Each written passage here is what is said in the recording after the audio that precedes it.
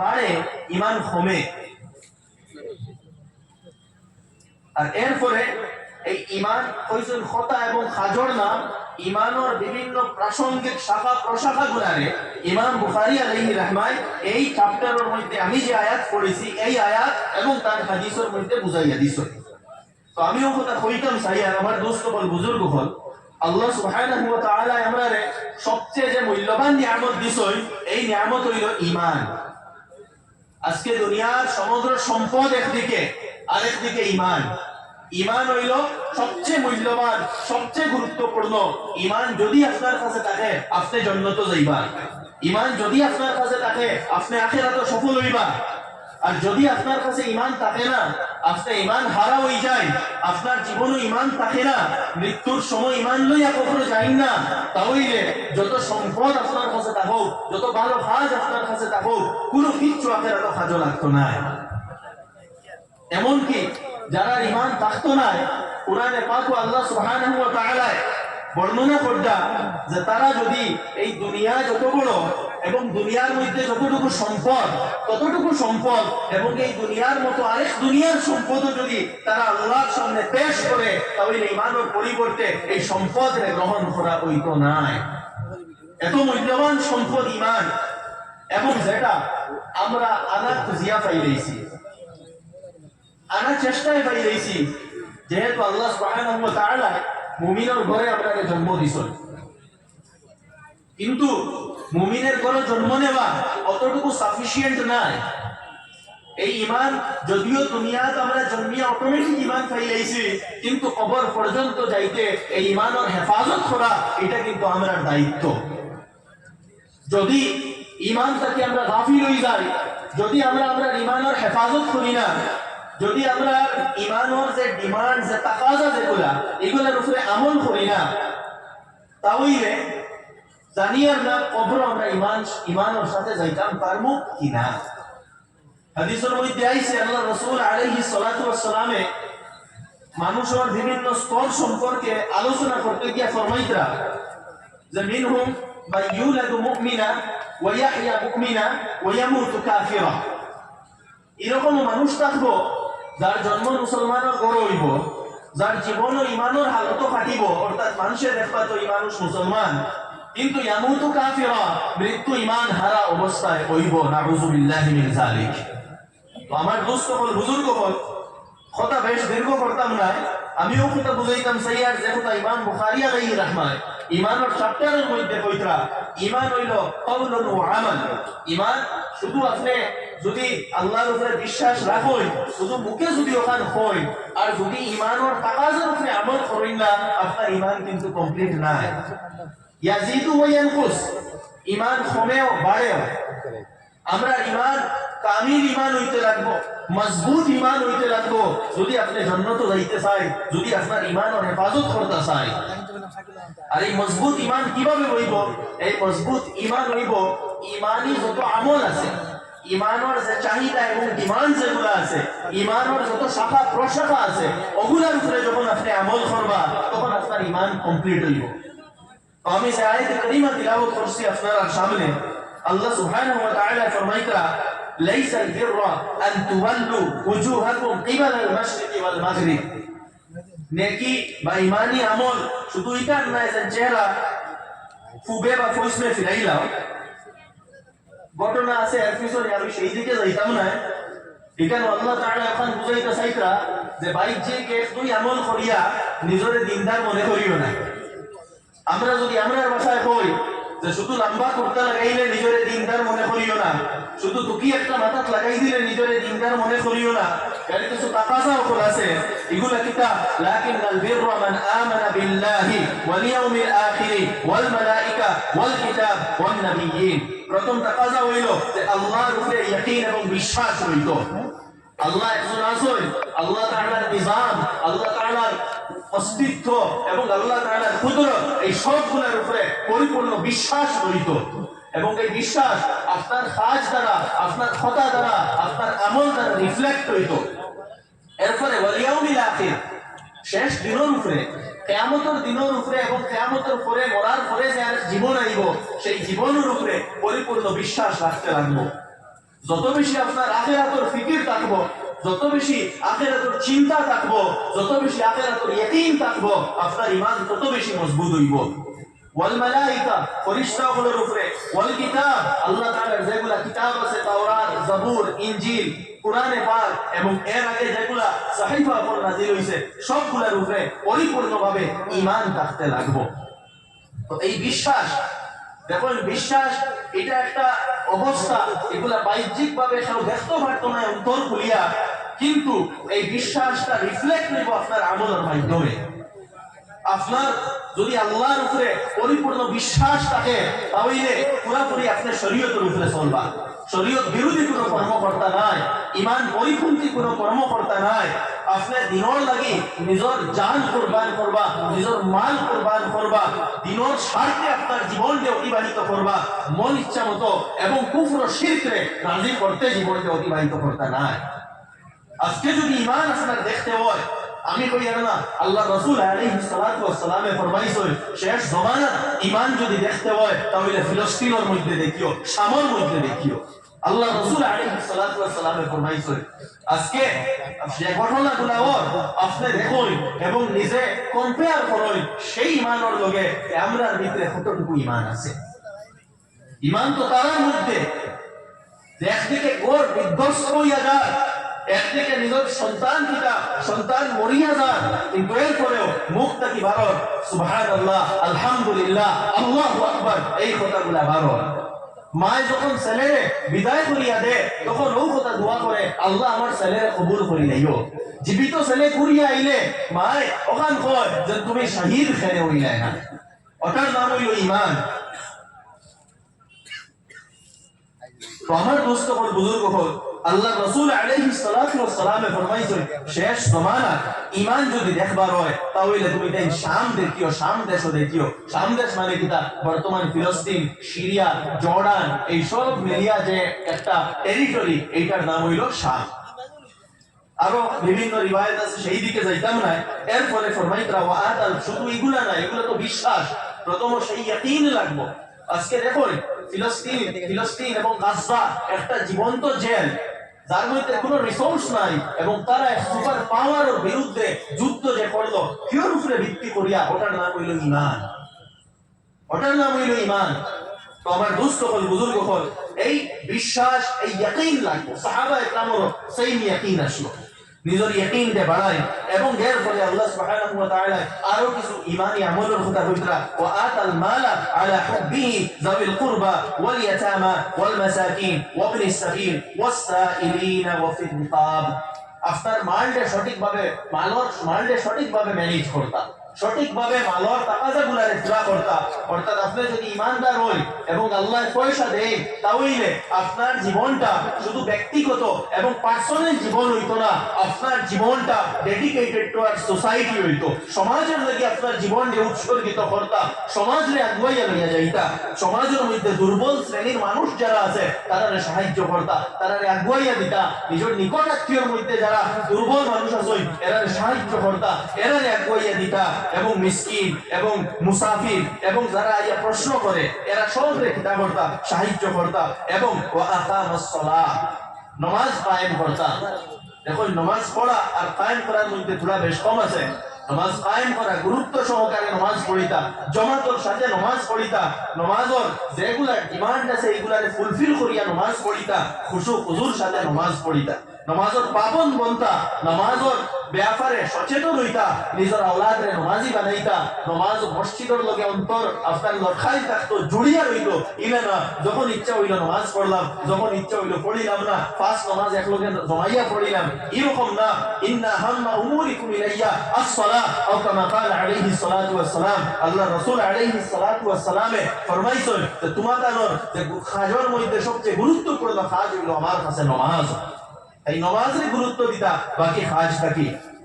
ওয়া আতাজ যাকাত, এবং যাকাতের আদায় করতা, যেভাবে যাকাত আদায় করতে লাগে। ওয়াল মুফুনা বিআহদিহিম ইযা আহাদু, এবং যেগুলা আপনি ওয়াদা করবা বা কন্ট্রাক্ট করবা সেইগুলারে আপনি পরিপূর্ণ করতা, ওয়াদা খিলাফি করতা না। ওয়াদা খিলাফি করা ঈমানদারের আলামত নয়, এটা মুনাফিকের আলামত। ওয়াদারে পরিপূর্ণ কর্তা, যে কোনো কন্ট্রাক্ট হয় এটারে পরিপূর্ণ কর্তা। ওয়াস-সাবিরিনা ফিল বাসাই ওয়াদ-দাররাই ওয়া হিনাল বাস, এবং তারা ধৈর্যশীল হইব বিভিন্ন প্রতিকূল অবস্থার মধ্যে, বিভিন্ন শক্ত অবস্থার মধ্যে। অবস্থা সব দিন এক অবস্থা যায় না, সব সময় সুখর অবস্থায় যায় না। অবস্থা কোনোদিন ভালো থাকবো, কোনোদিন খারাপ থাকবো, কোনোদিন গভর্নমেন্ট আপনার ফেভারে হইব, কোনোদিন গভর্নমেন্ট আপনার এগেইনস্টে হইব। কোন সময় হয়তো ইমানের টাকা যায় আপনার ঘর ছাড়া লাগতে পারে, মালি কোরবানি দেওয়া লাগতে পারে, জানি কোরবানি দেওয়া লাগতে পারে। এই সব সর্বাবস্থায় আপনি ইমানের উপরে টিকিয়া থাকা, মজবুতির সাথে জমিয়া থাকা, ওটা হইল সবর। আপনি ইমানের উপরে জমিয়া রইতা, মজবুতির সাথে জমিয়া রইতা, ধৈর্যশীল হইতা, ইমান ছাড়িতা না, দিন ছাড়িতা না, দিনের তাকাজার উপরে চলতা। উলাইকাল লাযিনা সাদাকু ওয়া উলাইকা হুমুল মুত্তাকুন, এরা হইল সত্যবাদী। কোন ব্যাপারে সত্যবাদী? ও যে ঈমান আনছলা, কন্ট্রাক্ট করছলা, আপনি ডিক্লারেশন দিছলা আশহাদু আল্লা ইলাহা ইল্লাল্লাহ, যে ডিক্লারেশন দিছলা আল্লাহ ছাড়া কেউরে মানি না, একমাত্র মানি আমরা আল্লাহরে, একমাত্র ইবাদত করি আল্লাহরে। যদি এই কথাগুলো আপনি করেন, তখন জ্ঞাত হইল আপনার কাজে এবং কথায় মিলল। আর যদি এগুলা পালন করেন না, তাহলে প্রকৃত অর্থে কিন্তু আল্লাহর কাছে আপনি ইমানদার নাই, আপনার ইমান পরিপূর্ণ নাই। ওয়া উলাইকা হুমুল মুত্তাকুন, এরাও তাকওয়াওয়ালা। এবং যে হাদিস আল্লাহ আমি পড়িছিলাম, আল্লাহ রাসূল আলাইহিস সালাতু ওয়াস সালামে ফরমাইতরা, আল ঈমানু বিদউন ওয়া সিত্তুনা শু'বা, ঈমানের বিভিন্ন শাখা প্রশাখা আছে। কোনো কারণ ৭০, কোনো কারণ ৮০, বিভিন্ন ভাবে কোয়া হইছে। মোট কত হইল? বিভিন্ন শাখা প্রশাখা আছে। এর মধ্যে একটা আ'লাহা কাউলু লা ইলাহা ইল্লাল্লাহ, সবচেয়ে উচ্চতম শাখা হইল লা ইলাহা ইল্লাল্লাহ কোয়া, অর্থাৎ এই কথারে আপনি স্বীকার করা যে আল্লাহ ছাড়া কোনো মাবুদ নাই, ইবাদত শুধু এক আল্লাহর হইতো, আর কারোর হইতো না। ওয়া আদনাহা ইমাতাতুল আযা আনিত তরিক, এবং এর সর্বনিম্ন স্তর হইল গিয়া যে রাস্তা থেকে কাঁটা সরাইয়া ফেলানি, এটাও এক ঈমানি আমল। তো এর ভিতরে আরো বিভিন্ন ঈমানি আমল আছে। এই সবগুলা দিতে হইতো আমরা জীবনের মধ্যে আইতো। আর লগে ফরমাইতরা ওয়াল হায়াউ মিনাল ঈমান, বা ওয়াল হায়াউ শু'বাতুম মিনাল ঈমান, শরম লজ্জা এইগুলা ঈমানের একটা অংশ। শরম এটা ঈমানি আমল, লজ্জা ঈমানি আমল, এটা আপনার ভিতরে থাকতো। বিশেষ করে আমি যুব সমাজে আমার যুবক ভাই হলরে অনুরোধ করিয়া নিজের মধ্যে শরম লজ্জা এইগুলারে আনো। আজকে আমরা সমাজ থেকে দেখতে পাই শরম লজ্জা এইগুলা উঠে গেছে, নির্লজ্জতা আই গেছে, যার কারণে এমন এমন কাজ যখন আমরা সমাজ এবং সোসাইটিতে হয় যেগুলা দ্বারা আমরা লজ্জিত হইতে লাগে, গোটা সমাজের লজ্জিত হইতে লাগে। এবং লজ্জা শরম এইগুলা বিশেষ করে সেক্সুয়াল গুনার মধ্যে আমরা বেশি লিপ্ত হয়ে যাই। এই ধরনের গুনাহ আমরা তা কি হয়, এবং আমরা নির্লজ্জতার সীমারে, লজ্জার সীমারে লঙ্ঘন করি দেই। আমি অনুরোধ করবো নিজের যৌবনের হেফাজত করো। যদি ভবিষ্যতে কিচ্ছু করতে হয়, দিনের লাগে কিচ্ছু করতে হয়, নিজের যৌবনের হেফাজত করো। আমার যুবক ভাই হল, এই যে সময়, এই যে জমানা, এটা কোনো স্বাভাবিক এবং সাধারণ জমানা নাই। নিজরে প্রস্তুত করো, নিজরে দিনের লাগি প্রস্তুত করো, দিনের জ্ঞান অর্জন করো, আল্লাহ ওয়ালা হিসাবে নিজরে গড়িয়া তুলো। ইলা নাই যে জীবন বেঈমানি এবং ধোঁকা মাঝে পাশে খাটাইমু, আর বাদে গিয়ে আখটা আল্লাহ ওয়ালা বনি যাইমু। আখটা আল্লাহ ওয়ালা বনা যায় না। আল্লাহ ওয়ালা যদি বনতে হয়, দিনদার বনতে হয়, যৌবন অবস্থায় নিজরে পরিবর্তন করো। কারণ যৌবনের হিসাব নেওয়া হইব, এবং বিভিন্ন ফজিলত ফলো আছে। হাদিসের মধ্যে আছে ওয়াশাবুন নাশাআ ফি ইবাদাতি রাব্বি, সেই যুবক যে তার যৌবনকে আল্লাহর ইবাদতের মধ্যে অতিবাহিত করব। আল্লাহ রাসূল আলাইহিস সালাতু ওয়াস সালামে ফরমাইতরা কিয়ামতের দিন সেই যুবকরে আল্লাহ সুবহানাহু ওয়া তাআলা তার আরশের ছায়ার তলে জায়গা দিবা। সুবহানাল্লাহ।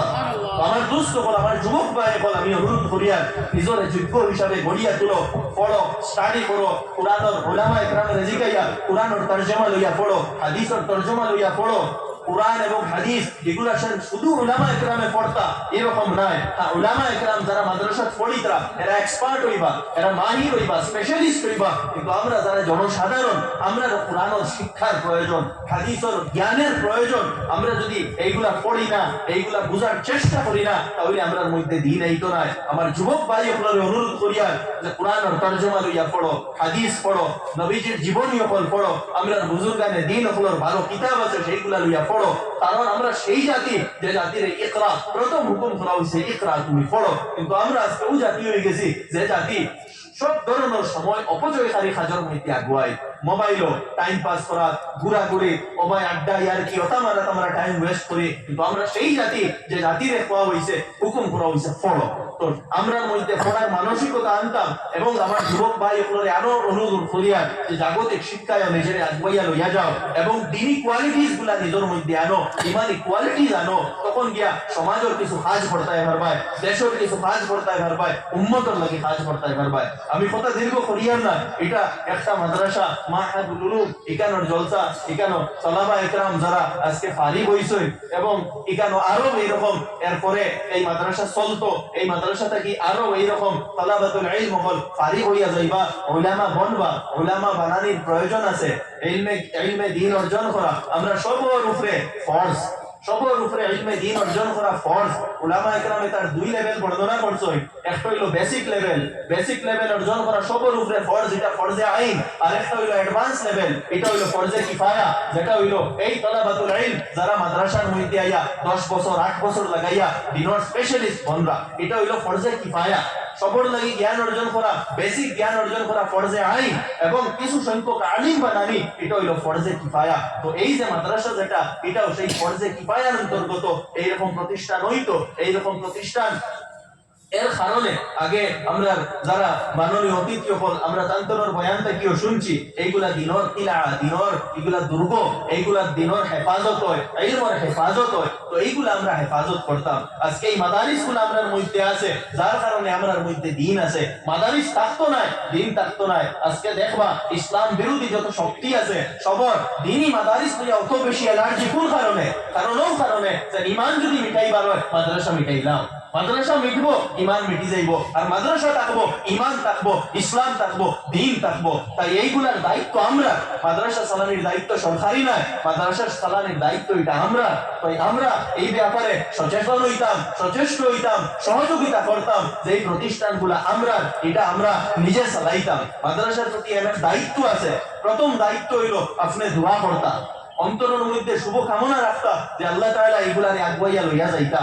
2 নম্বর হইলো আপনার আওলাদ দিয়া মাদ্রাসার সাহায্য করতা, আপনার সন্তানাদের মধ্যে কিছুরে হাফিজ বানাই, কিছুরে আলিম বানাই। এখানে মনে করবা না যে মাদ্রাসা পড়াইলে ছাত্ররা বেকার হয়ে যাইব। দেখো রিস্ক আল্লাহ রাখো, বেকার হওয়া না হওয়া মাদ্রাসা পড়া স্কুলের পড়ার উপরে ডিপেন্ড করে না। মাদ্রাসা পড়িয়া অনেক কাজও লাগতরা, স্কুলে পড়িয়া অনেক বেকার হইতরা। তো বেকারত্ব, চাকরি এগুলা মাদ্রাসা স্কুলের উপরে ডিপেন্ড করে না, এগুলা যোগ্যতার উপরে ডিপেন্ড করে, স্কিলের উপরে ডিপেন্ড করে।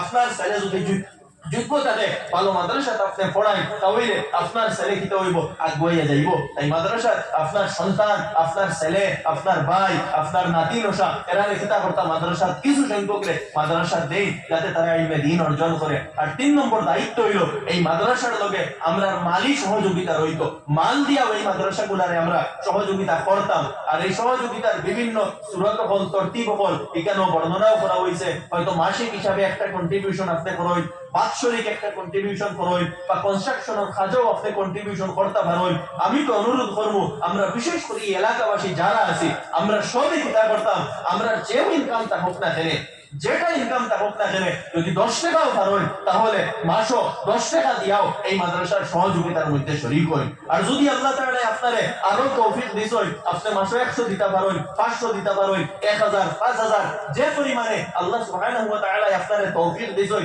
সেই হিসাবে আপনি মাদ্রাসারে কিতাবের সহযোগিতা করুন। এটা বেকার যাইতো না। এটার প্রথম ফায়দা ওটা হইব যে দিনী মেহনত এবং দিনী প্রতিষ্ঠানের লোকে নিজরে জড়িয়ে রাখলা। সদকা খয়রাত, সদকা করলে দিনী প্রতি ইনফাক ফি সাবিলিল্লাহ, এগুলা ইনফাক ফি সাবিলিল্লাহ করলে আল্লাহ সুবহানাহু ওয়া তাআলা প্রথমত সেই মেহনতের অংশীদার আপনি বনতরা। এগুলা আল্লাহ রাসূলের মেহনত, এই মেহনত আপনি ডাইরেক্ট ইয়া জড়িত হইতা পারতা না, আপনি পয়সা দিয়ে কিতা হইতরা, সেই মেহনত সেই মিশনও আপনি জড়িত হইতরা। 2 নম্বর এই পয়সা যেটা দিছই এটা জীবনে আপনার কিতা করব, বালা মুসিবত থেকে হেফাজত করব, আপনার মাল ও দৌলতের মধ্যে বরকত দিব। আর 3 নম্বর হইল এই যেগুলা পয়সা আপনি এখানে মাদ্রাসার দিতরা বা দিনের রাস্তায় খরচিতরা, এগুলা বেকার যাইতো না। কিয়ামতের দিন এগুলা কিতা আপনি সেই জায়গা দিয়া পাইবা, এগুলা অ্যাডভান্স পাঠানি হই যায়। হাদিসের মধ্যে আছে আল্লাহ সুবহানাহু ওয়া তাআলা বান্দারে ডাকিয়া কইবা, ও বান্দা তোমারে তো আমি অনেক মাল দৌলত দিছিলাম, তুমি কিতা আগে করিয়া আইছো, জমিনও থাকতে অ্যাডভান্স কেমন মাল পাঠাইছো আমারে দেখাও।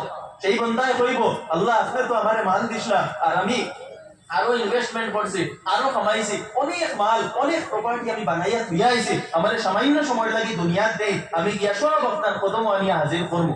আল্লাহ তাআলা আবার শিখাইবা যে তোমারে আমি মাল দিছিলাম, আমারে ওমান হও, দুনিয়াত থাকতে অ্যাডভান্স কিতা তুমি পাঠাইছো। তো আবার সেই বন্দায় কইব, আল্লাহ অ্যাডভান্স তো পাঠাইছি না, বেজান আমি বানাইছি, আমার 1 সেকেন্ডের লাগি দুনিয়াতে সারা আমি আপনার কদম দিমু। তখন আল্লাহ সুবহানাহু ওয়া তাআলা কইবা এটা হইতো না, অ্যাডভান্স কিতা পাঠাইছো ওখান কও, আর দুনিয়াতে তারা কি আইছো এটা তোমার নয়, ও তারে জাহান্নামে দেওয়া হই যাইবো। তো হাদিসের মধ্যে আল্লাহ রাসূল আলাইহিস সালাতু ওয়াস সালামে ফরমাইতরা, মানুষে কয় আমার মাল, আমার মাল, মাল আপনার এটা নয়, মাল ওটা যেটা আপনি কনজিউম করে লইছেন। হাল মিন মালিকা ইল্লা আকালতা ফা আফনাইতা আও মা লাবিসতা ফা আবলাইতা, যেটা আপনি কনজিউম করে লইছেন, খাই লইছেন, আপনি ফিন্দি লইছেন, ওটা আপনার। আও তাসাদদাকতা ফা যেটা আপনি সদকা করে লইছেন, সদকা করি আপনি অ্যাডভান্স আল্লাহর কাছে পাঠাই দিয়েছেন, ওটা আপনার মাল। দুনিয়া ছাড়িয়ে আপনি যেটা যাইবা এটা আপনার নয়, এটা আপনার মৃত্যুর পরে আপনার উত্তরাধিকারী যারা তারা রয়ে যাইব। আপনার যখন রোগ কবজ হইব লগে লগে এই মালের মালিকানা আপনার শেষ হয়ে যাইব, বাকি এর মালিকানা হয়ে যাইব আপনার মালিকানা ওটা যেটা অ্যাডভান্স পাঠাইছেন। এই দিনই প্রতিষ্ঠানগুলোর লগে আমরা জড়িত হওয়ার একটা সুরুত আছে। আপনি যে হিসাবে পারেন এগুলার মধ্যে কন্ট্রিবিউট করুন, জড়িত হই। এই যে অ্যামাউন্ট আপনি দিতরা এখানে মনে করবা না আমার পকেটটা কি কম হয়ে যায়, সদকায় মালটা কমায় না। মা সাদাকাত মা নাকাসাত সাদাকাতুন মিন মালিন, সদকায় কোনো মালটা কমায় না, সদকায় মালটা বাড়ায়। এটা আমরা ইয়াকিনুর কমি, যে আমরা মনে করি যে কমি যান, কমে না, সদকায় মালটা বাড়ায়। তাই আমার অনুরোধ রইব যে এই প্রতিষ্ঠান, বিশেষ করে এই প্রতিষ্ঠানও এবং এলাকাবাসীর কাছে আপনারা বেশি বেশি করে সহযোগিতা করুন। এই মাদ্রাসার মধ্যে আপনি কন্ট্রিবিউট করুন, যে হিসাবে আল্লাহ তাআলা যেভাবে আপনারা তৌফিক দিয়েছেন সেইভাবে। আমি আর কথা দীর্ঘ করিয়ার না, ইমাম বুখারী আলাইহি রাহমাত যেভাবে, আমি আবার বহু কথা রিপিট করিয়ার যে কথা দিয়ে শুরু করলাম, কিতাবুল ঈমান দিয়ে ইমাম বুখারী কিতাবরে শুরু করছেন, কিতাবুত তাওহীদ দিয়া শেষও করছেন। শেষ হাদিসও আমরা এখানে শুনছি যে হাদিস পড়ানি হইছে, সেই হাদিসের উদ্দেশ্য কিটা? সেই হাদিসের উদ্দেশ্য হইল আপনার ওয়া ইন্না বানি আদম ইউজান, ইনসানের আমলে ওজন করা হইব। আমরা যে যা কিছু করিয়া যাইমু সবর আমল দেখাইল কিয়ামতের দিন ওজন করা হইব। এই কথা আমরা খেয়াল রাখতাম। মান ইয়ামাল মিসকালা যাররাতিন খাইরা ইয়ারাহু, যে মানুষে সামান্য পরিমাণ ভালো কাজ করবে এটাও দেখা হইব। ওয়া মান ইয়ামাল মিসকালা যাররাতিন শাররা ইয়ারাহু, এবং যে রাইট দানার পরিমাণ বাদ কাজ করব এটাও দেখা হইব। আপনি নিশ্চিন্ত থাকবেন না আমি দুনিয়া যে কোনো ভাবে কাটাইয়া যাই মুগি, আর বাদে মরার বাদে ডাইরেক্ট জান্নাত যাই মুগি। আপনার প্রত্যেকটা কাজরে ওজন করা হইব। ওটাও বুখারী শরীফের শেষ হাদিস, ইমাম বুখারী আলাইহি রাহমাত ও কথা ওই হাদিস দ্বারা আমরা বুঝানোর চেষ্টা করছি। তাই আমার দুস্থ হল বুজুর্গ হল সেই ঈমান, সেই আল্লাহ তাআলার উপরে বিশ্বাস এবং আল্লাহ তাআলার যে হুকুম যেগুলা এইগুলার উপরে আমল করার মানসিকতা, এইগুলা প্রস্তুত করুন। ও কথা কইয়া আমার সংক্ষিপ্ত কথা শেষ করিয়া ওয়া আখিরু দাওয়ানা আলহামদুলিল্লাহি রাব্বিল আলামিন।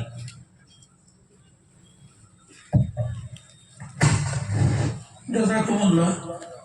আমার দোস্তগণ, এখন আমরা সামনে দুইজন মেহমান উপস্থিত হয়েছে।